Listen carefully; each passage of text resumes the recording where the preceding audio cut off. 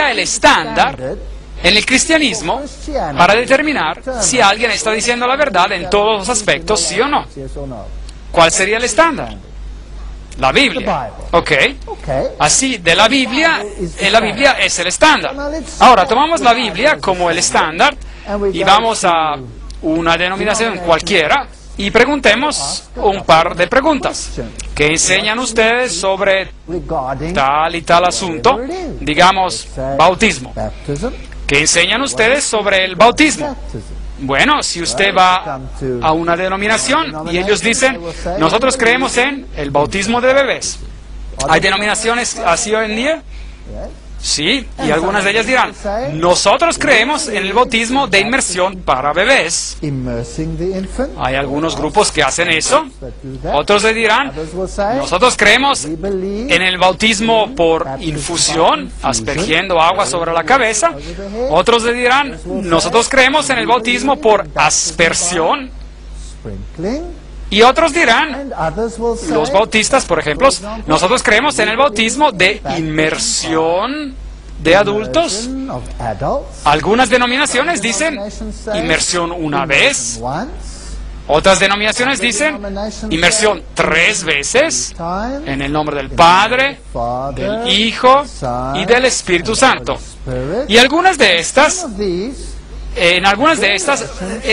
variaciones existen dentro de una misma rama religiosa. Por ejemplo, en algunas iglesias de la rama calvinista tenemos el bautismo de niños y también el bautismo de adultos.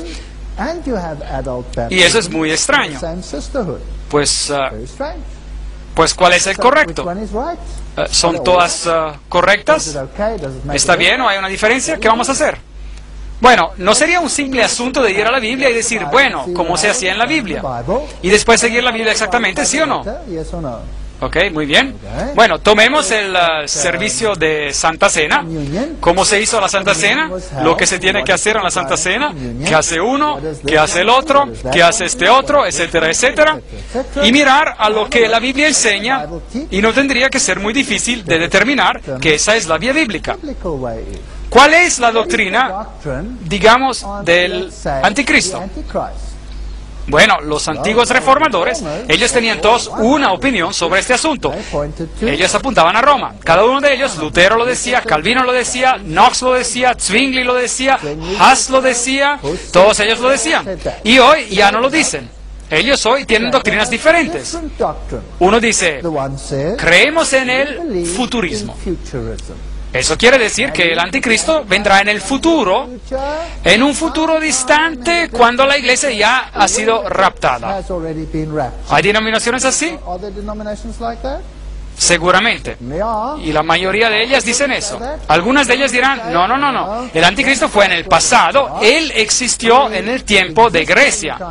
Y él era un rey griego llamado Antioquio Epifano, número 4. Ahora, el libro de Daniel nos dice que el anticristo sale del cuarto reino, así que él no pudo haber salido del tercer reino, así que hay una confusión y ahora se vuelve aún más confuso. A veces la misma denominación enseña las dos doctrinas. La misma denominación enseña las dos doctrinas y esto confunde mucho. Por ejemplo, cuando se les enseña a los ministros, a los pastores, se les enseña que el preterismo, que el anticristo salió del pasado, del tiempo de Grecia, pero a la denominación, a la membresía, se les enseña el futurismo, que él viene en el futuro. Ahora, ¿por qué es eso?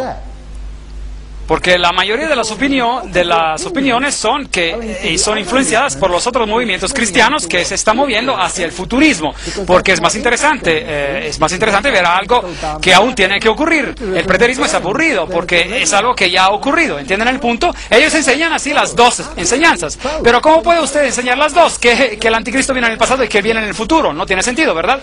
Y así que tenemos todas estas doctrinas. ¿No tendría que ser ese un asunto simple, el de ir a la Biblia y de decir, bueno, ¿qué dice la Biblia? Y después aferrarse a lo que la Biblia dice y eventualmente alguien va a tener que renunciar a una doctrina preferida y va a tener que alinearse con la Biblia, ¿sí o no? Ok, muy bien.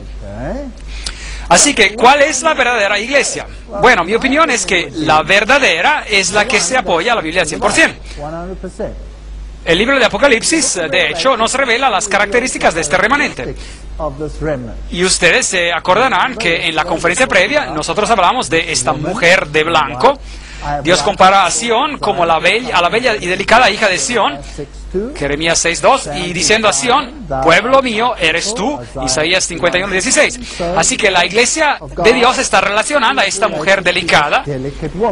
Y Pablo dice a la iglesia, estoy celoso porque con celo de Dios, pues os he esposado con un solo esposo para presentaros como una virgen pura a Cristo. 2 Corintios 11:2, la mujer, la iglesia. Apocalipsis 12:6, la mujer huyó al desierto, ¿se acuerdan? Donde tenía un lugar preparado por Dios para ser sustentada allí por 1260 días. Ese es el periodo de 1260 años donde Roma estaba persiguiendo y dispersando el pueblo de Dios, y la mayoría de ellos llegaron a este continente y aquí encontraron reposo en los sitios desiertos, sitios donde no hay muchas naciones y pueblos y lenguas que persiguieran a la iglesia. Y después de este periodo, ¿qué iba a ocurrir? Hablamos de eso en la conferencia previa.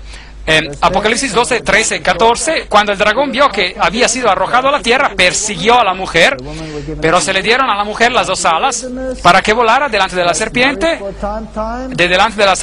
al desierto, donde es sustentada por un tiempo, tiempos y la mitad de un tiempo. Y después, ¿cuál es la fecha que se nos indica allí? 1798. Después del tiempo, tiempos y medio tiempo. Y después la serpiente arrojó de su boca tras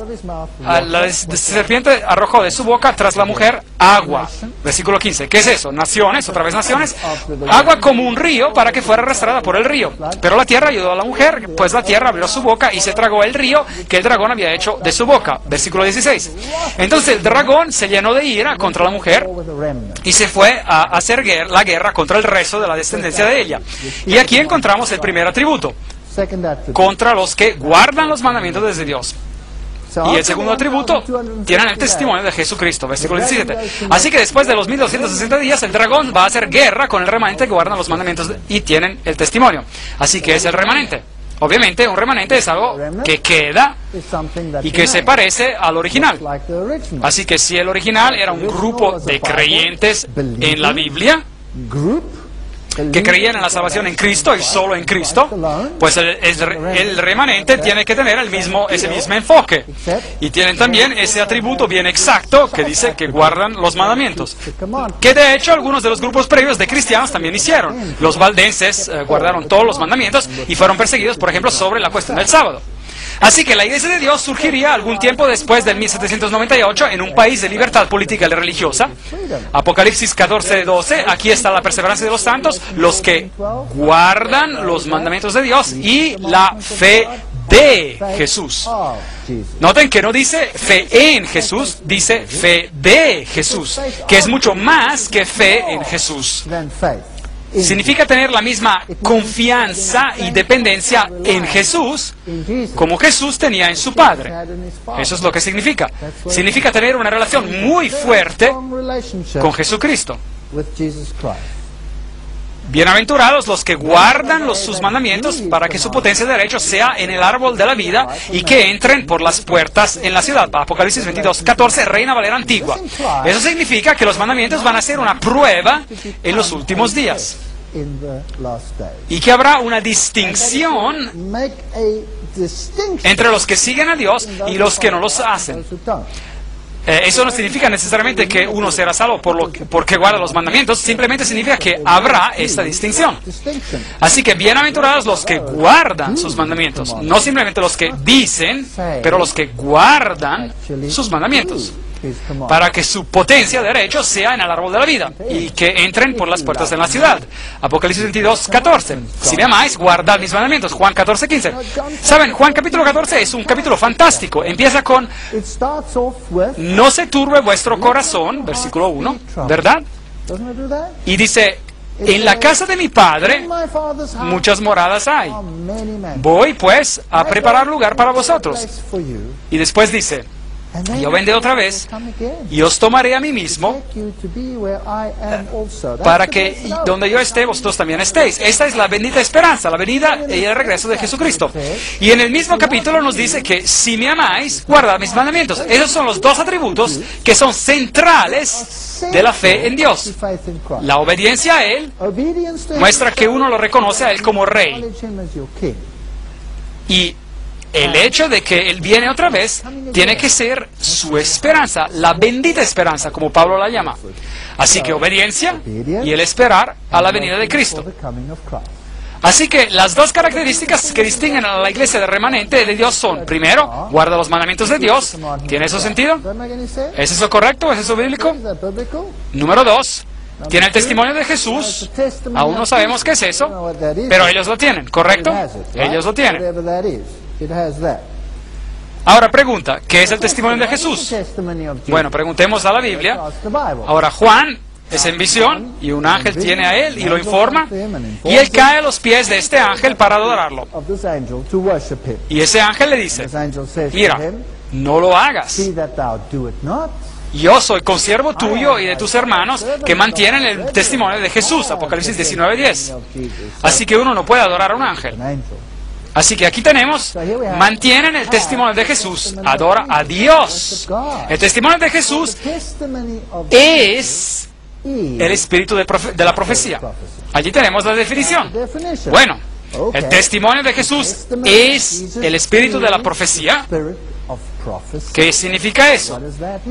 Ese es un concepto tan grande que lo tendremos que tratar en otra conferencia, una conferencia aparte, en una conferencia siguiente. Apocalipsis 19:10. Así que es un atributo que tendremos que discutir en detalle. Así que la iglesia de Dios de los últimos días guardaría los mandamientos y tendría el espíritu de profecía. Cuando Jesús ascendió al cielo para fundar la iglesia, la Biblia dice, y él mismo constituyó a unos apóstoles, a otros profetas, a otros evangelistas y a otros pastores y maestros. Efesios 4:11. Y si esto era lo que la iglesia necesitaba al comienzo de su ministerio, seguramente lo necesitará también al final de su ministerio. ¿Tiene eso sentido? En la medida en que el testimonio acerca de Cristo ha sido confirmado entre vosotros, de tal manera que nada os falta en ningún don, mientras esperáis la manifestación de nuestro Señor Jesucristo. 1 Corintios 1, 6, 7. Todos los dones tienen que estar presentes. Y la Biblia predice que el don de profecía sería restaurado a la iglesia de Dios en los últimos días. ¿Por qué no hará nada Jehová el Señor sin revelar sus secretos a sus siervos los profetas? Amos 3, 7. ¿Qué tiene que ser restaurado al final de los tiempos? La plenitud del Evangelio. Seguro tiene que haber alguien que tomará toda la Biblia y dirá, nuestra Biblia, mi vida tiene que ser dictada por lo que dice la palabra de Dios y por nada más. Así que, si Wycliffe descubrió la autoridad de la Biblia y Huss descubrió la obediencia a Dios y Lutero descubrió la salvación por gracia y Calvino descubrió la libertad de conciencia y Williams descubrió el bautismo por inmersión y todo esto es bíblico y Wesley descubrió la señoría de Cristo y después Miller descubrió de nuevo la esperanza de la segunda venida, que es la esperanza de la iglesia. Y Miller también descubrió la profecía como una línea de guía importante. ¿Puede la profecía salvarme? ¿Sí o no? No. Yo puedo saber todo sobre la profecía y no va a hacer ninguna diferencia sobre mi salvación. Pero ¿qué puede hacer la profecía? Me puede decir dónde me encuentro en la historia de la humanidad. Y la profecía me puede hacer ver que la Biblia es digna de confianza. Si usted toma las profecías de la Biblia, increíble. La profecía de Tiro, por ejemplo, fue cumplida exactamente, literalmente, incluyendo la parte que dice que sería totalmente barrida y tirada en el mar, incluyendo su polvo. Esa es una profecía muy difícil de cumplir. No se ilusionen. Así, si alguien les dijera a ustedes hoy en día que su ciudad será arrastrada, barrida y tirada al mar, y también el polvo de ella se utilizará y será tirado al mar, y usted tirado al mar, ustedes me dirían, este hombre está un poco loco, ¿correcto? Está loco. Pero esta profecía se cumplió a la letra. Toda la profecía se va a cumplir a la letra. Y después tiene que haber una restauración final bajo la guía del espíritu de profecía. Y eso incluye toda la verdad. ¿No sería eso lógico? Eso sería algo lógico. Pero ¿qué pasa si esta organización o esta verdad viene en contacto con todos los otros que no se quieren mover más allá de sus fundadores? Pues desafortunadamente tendrá un enfrentamiento